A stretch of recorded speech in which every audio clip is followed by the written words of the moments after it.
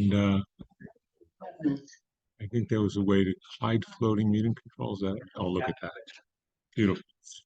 Um, Good afternoon. So I'm going to talk with you, I think, about something, if I can get this to, there we are. So this is the typical model, the theoretical frame for how we teach professional development.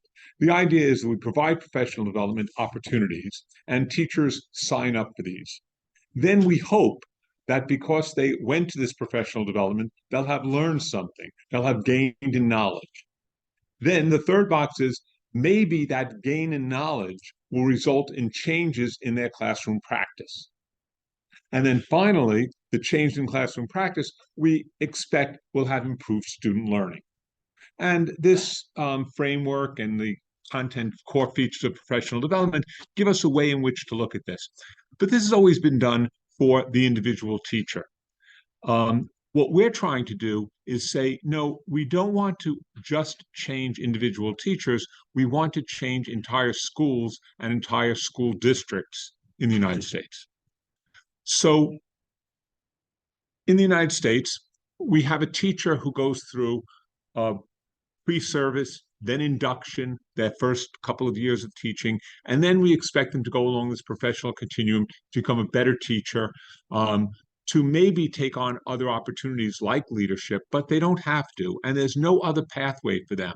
Once you're a teacher in America, you're a teacher. There's no master teacher status. There's nothing like that. You just continue in your career like this. And so, one second.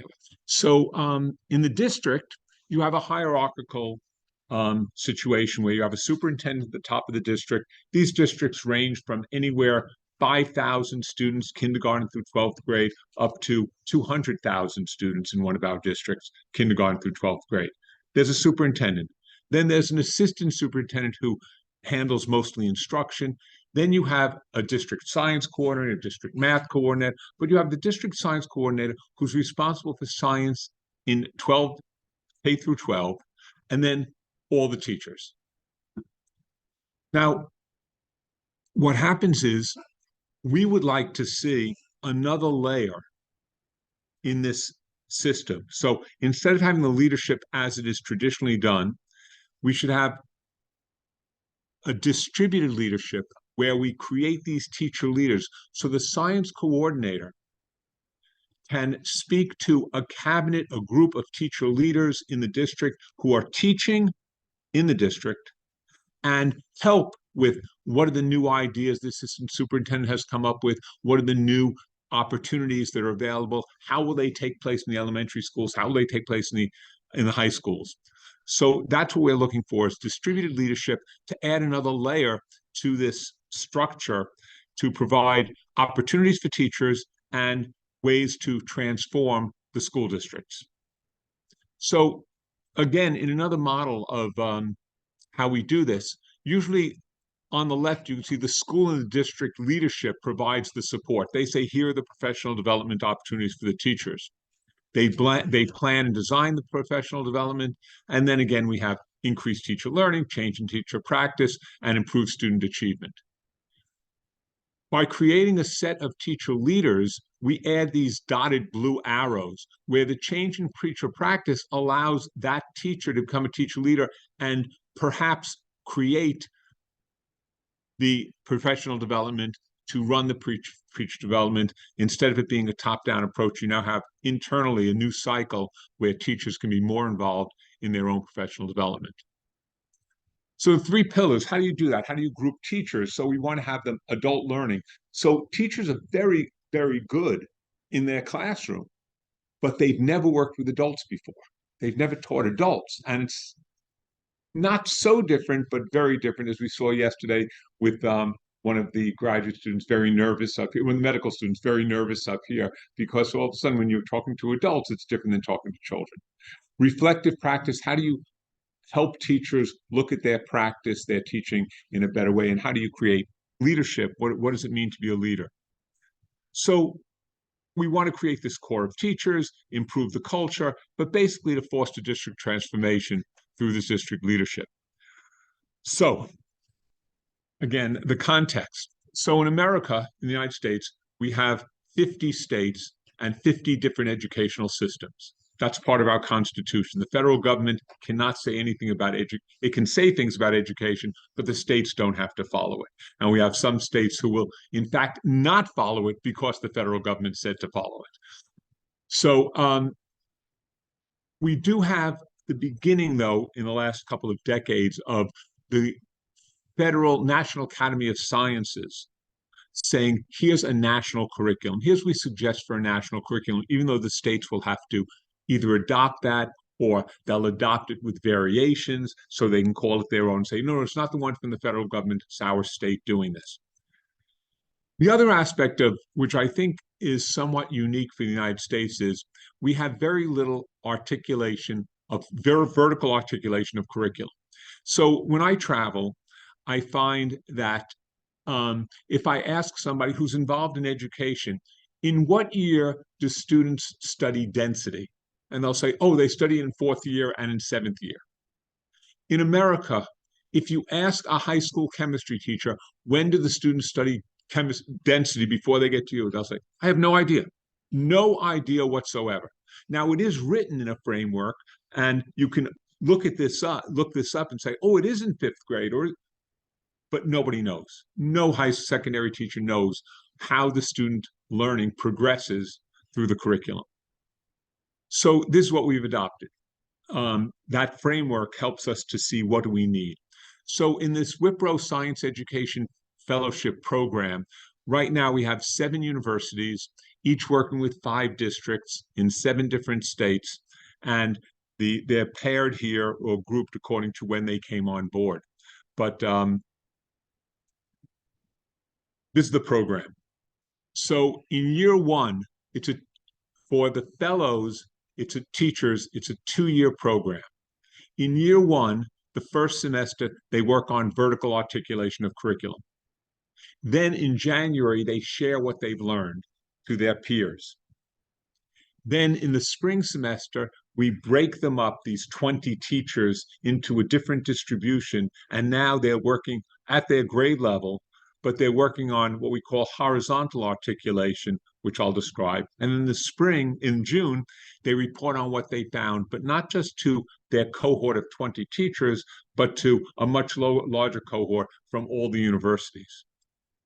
And then in year 2, the very special part of this program is each teacher adopts a new, each teacher adopts a professional development plan, which they will carry out, this individual growth plan system, which they will carry out and do something in their leadership role with other teachers for a year, equaling about 100 hours outside of the classroom.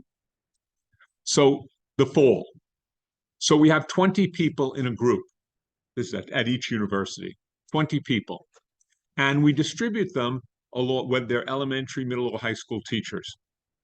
And then we say biology, chemistry, physics, environmental science. Now, of course, in the elementary, you can put the teachers anywhere you want because they teach all the sciences.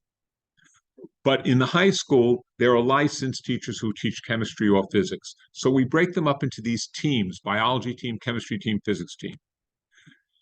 The team decides on a course of study. They find a research article which has to do with pedagogy, cooperative learning, misconceptions,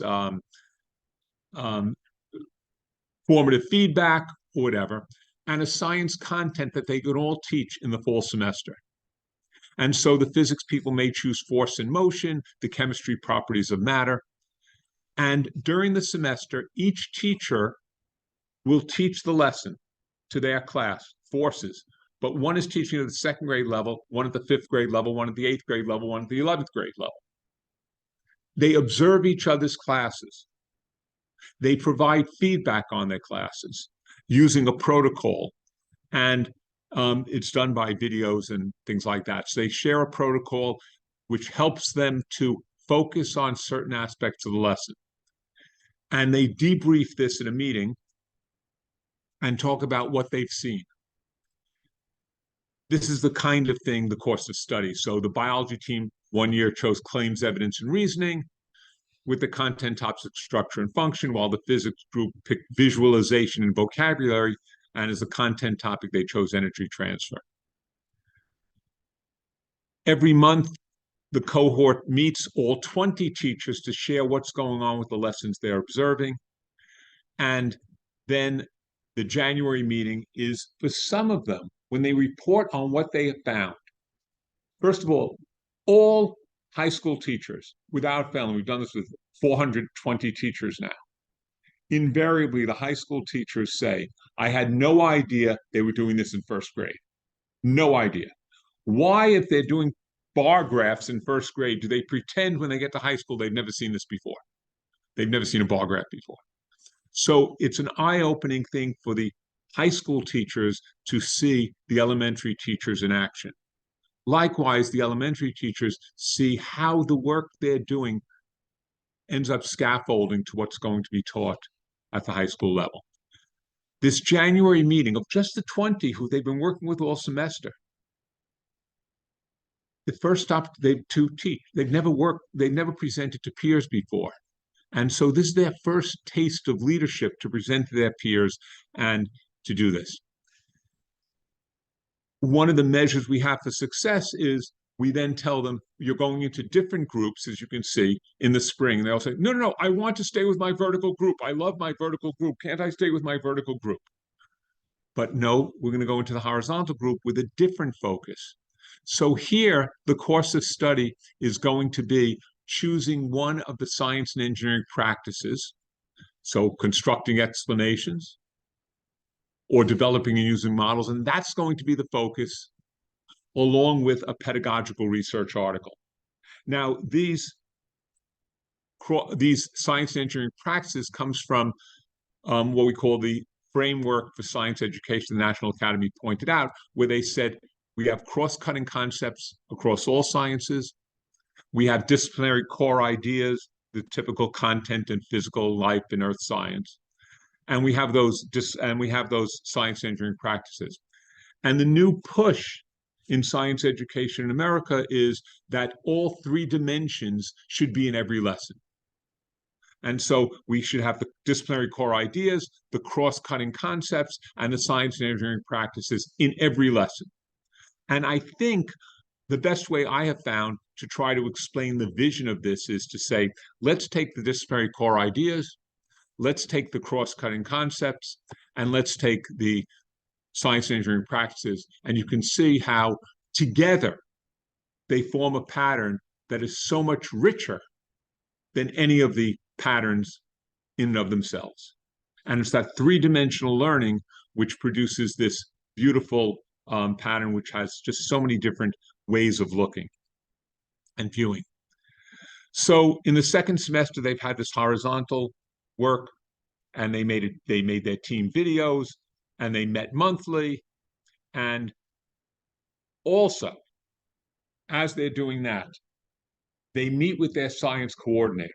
So in a district, we have 5 districts represented here, 4 teachers from each district.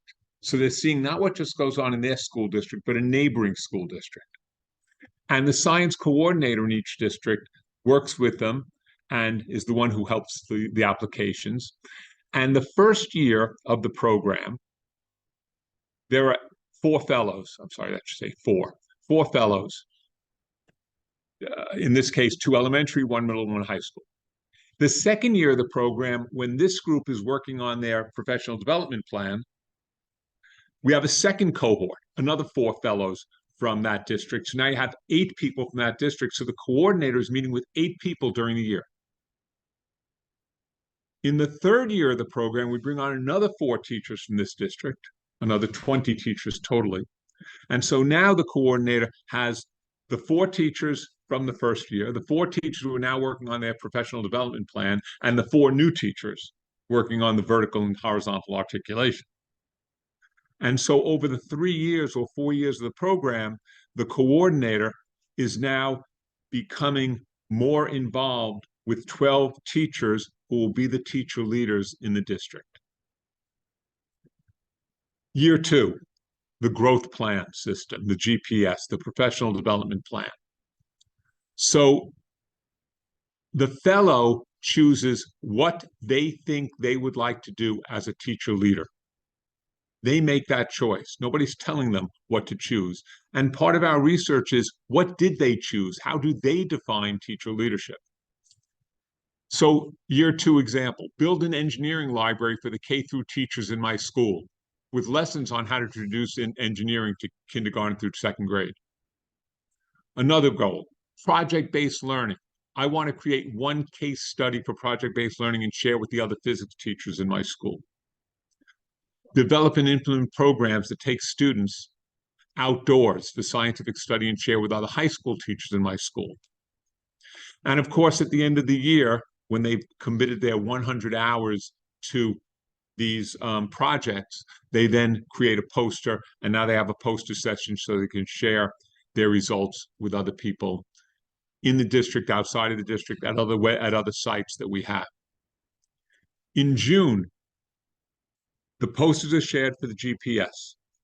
The people who have just finished the horizontal articulation are reporting, but now they're not just reporting to the 20. As I said, they're reporting to the 20 at the 7 sites, so 140 people they're presenting to. And again, though they became more comfortable presenting to teachers that they know, now they're presenting to teachers they don't know and other people as well. So when we first began the program, we thought we had to focus on the teachers. What we realized is that the coordinators needed professional development as well. And that's been the more recent push. The coordinators receive PD on build relationships amongst themselves, because they're lonely in their school district. They develop stronger school district partnerships with the university, and there's annual planning on what we should do and what they think the needs are. So what we've learned, we've seen collaboration, leadership relationships. We've seen, this is the best professional development I've ever had. We've seen teachers become leaders, presenting at conferences, taking on more responsibility in their school district, continuing with their professional development plan, that GPS, over subsequent years. We had one teacher, we gave her $2,000 to work on her professional development plan. She got a grant for $55,000 to continue the work in her school. Lots of collaboration, learning how to approach a teacher and provide warm and cool feedback on the teacher's lesson in a non-threatening way. And this individual component of learning how to run a program, invite teachers to participate, to share with other teachers in your school district, has been enormously successful. So we try to figure out a way to change teachers, schools, and districts, but in fact, one additional component, which we had not anticipated, was we've changing universities. So some of the universities there, University of Massachusetts is relatively big. Stanford University is equal to Harvard and MIT in terms of their stature. But we have smaller universities who we gave these grants to work with the school districts. And what they have found is that they now are leaders in their area, and teachers come to them for other kinds of support as well. So we're changing universities as well through the program. So we chose vertical articulation because I said nobody knows in America what other grades are teaching. Also because of the work over the last 20 years in learning progressions, and the disciplinary core ideas we chose because it was one dimension of the framework. We wanted to focus on one dimension to give them an idea of how you chose to do that. The common science and engineering practices is a second dimension of the framework, and so we do that in the spring. I don't know whether vertical and horizontal articulations would be most appropriate for grouping in your country. I don't know. And I don't know what second-year professional development projects would you encourage your teacher leaders to pursue. But those are some of the things we've done. So if you'd like more information, please contact me. I'd love to share this with you or put you in touch with other people who are practicing the program.